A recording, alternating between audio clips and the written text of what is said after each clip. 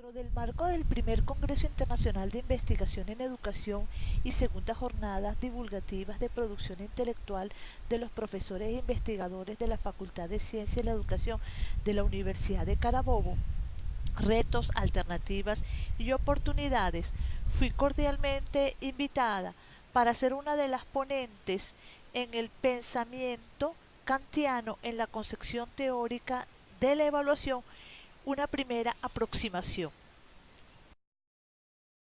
En evaluación en el campo educativo, nos podemos identificar con estas imágenes que le presento de Mafalda, cómo hay angustia entre los estudiantes, cómo se sienten mal con los resultados, cómo hay una presión por parte del maestro en el momento de elaborar las pruebas y cómo hay una lucha por parte de los estudiantes para aprobar.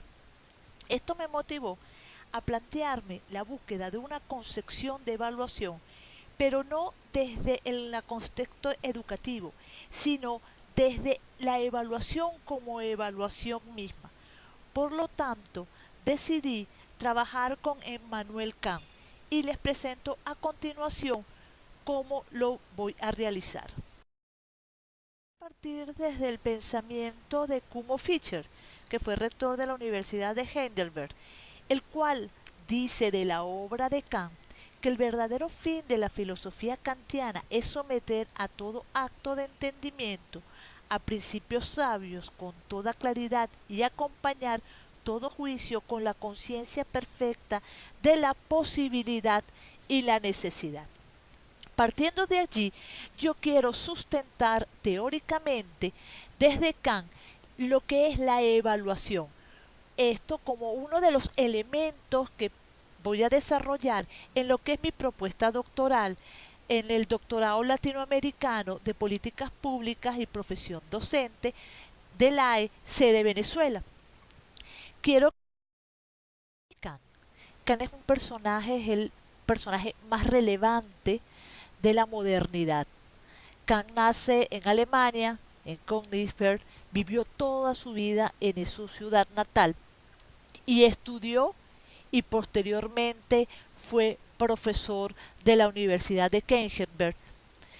Y vemos que algo característico o algo que lo identifica es su independencia personal. Esa independencia personal le dio esa libertad de pensar, reflexionar y actuar. Y entre lo que sería la metodología personal de Kant, tenemos la lectura, la memoria y la imaginación como tres herramientas básicas para o las cuales él utilizó para desarrollar su gran y vasta obra.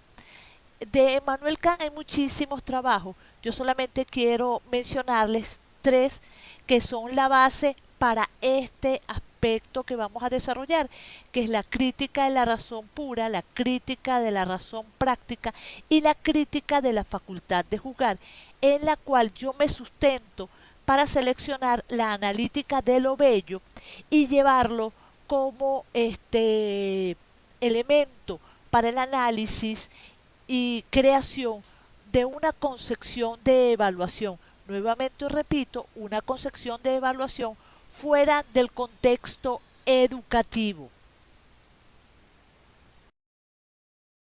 Del último texto que yo les mencioné, Crítica de la facultad de juzgar, que en algunos libros los podrá conseguir con el título de Crítica al juicio, extraje de la analítica de lo bello, porque la analítica de lo bello me dan cuatro elementos que considero valiosos para comenzar el juicio y creación de una concepción de evaluación. ¿Cuáles son los juicios de la analítica que define Kant con respecto a lo bello? Desinteresados, y cuando él dice desinteresado, nos quiere decir que tenemos que llamar bello a aquello que no nos interesa realmente visceral. Quiere decir, no es algo que a mí me gusta porque me llama la atención por algún interés que yo tenga, porque es a futuro algo mejor para mí o porque me gusta por su color, me gusta por su sabor. No, es bello simple y llanamente porque lo es en sí mismo y no me va a generar a posteriori algún beneficio. Otro de los elementos fundamentales en la analítica de lo bello está que los juicios deben ser universales, que decir, ese juicio que se plantee tiene que ser aceptado y comprendido universalmente y no por una parcela. La finalidad sin fin.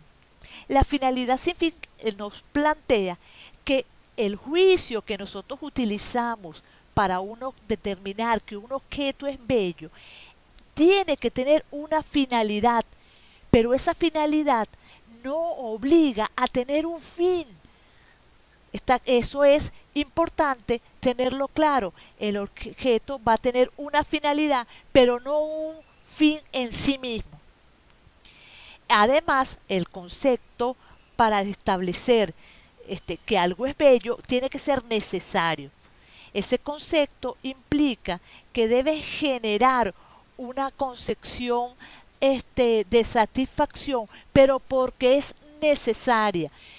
Por ser necesaria no debemos caer en necesidades personales desde el punto de vista empírico, no, desde la racionalidad. O sea, es un concepto que debe ser visto, ese objeto de lo bello, como necesario sin estar partiendo de necesidades particulares, porque entonces ya iríamos en contra del desinteresado, sin que pueda generarnos un beneficio personal, porque entonces no sería universal y tendría un fin y no propiamente una finalidad. Entonces, necesario es aquel objeto que genera una satisfacción, pero una satisfacción desde el pensamiento racional y no desde el pensamiento empírico. Fíjense, todo esto que les acabo de hablar con respecto a lo bello, quiero llevarlo a trabajar con respecto a la evaluación. Entonces, generar una concepción de evaluación, una definición, en donde se defina qué es evaluación, pero desde el desinterés. No hay un interés en sí de la evaluación que beneficie en particular, que tenga un interés empírico. Es universal, va a tener que tener una finalidad, pero no un fin, que es algo que en evaluación lo que tiene son, la evaluación es vista desde lo empírico y desde lo educativo con un fin. No, esto es con una finalidad más no con un fin. Y tiene que ser necesario. Obviamente estoy en la primera fase de este proceso de construcción de esta definición, la cual me va a servir para posteriormente comprender cuál será la concepción de evaluación para América Latina a través de los preceptos legales, los cuales voy a trabajar en los países que forman parte de mi estudio.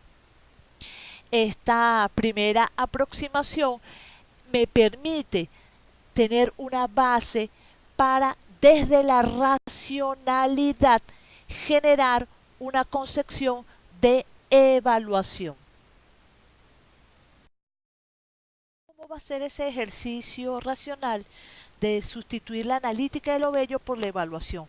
Como vieron, hay 4 postulados que tengo que ir desarrollando. Entonces, desde la reflexión de los juicios de la analítica de lo bello, que los describí anteriormente, pretendo lograr el entendimiento por medio de la imaginación y desde allí configurar unas reflexiones sin tener una definición a priori y eliminando toda la interpretación empírica, de manera de poder lograr unos postulados de lo que se va a considerar evaluación como evaluación en mi trabajo de investigación doctoral.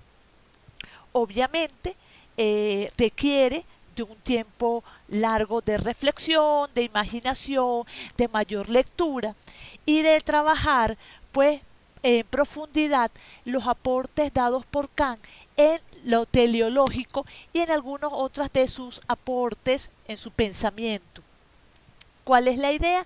Generar en lo posible unos postulados lo más depurados desde la racionalidad para comprender la evaluación fuera del contexto educativo. Para finalizar, estoy segura que mi presentación oral está diferente a este video que estoy preparando con las ideas fundamentales. Lamentándolo mucho, no logré que se grabara en vivo la ponencia que realicé en la Universidad de Carabobo, que agradezco muchísimo la oportunidad de haber podido expresar mi trabajo y cómo voy abordándolo. Y para cerrar, pues tengo ya como lema definir qué es el estudioso y recordar que el estudioso, que son sus lecturas y análisis, el camino y nada más. Estudioso no hay camino, se hace camino al investigar. Las personas que vean esta presentación, las personas que entren a mi blog, les agradezco que compartan sus ideas, que me den su apreciación con respecto a este trabajo, pues es una construcción bien interesante y si tienen algún aporte, de realmente les agradezco. Gracias por escucharme. Les habló Delia Rodríguez, estudiosa del doctorado latinoamericano en políticas públicas y profesión docente, sede Venezuela.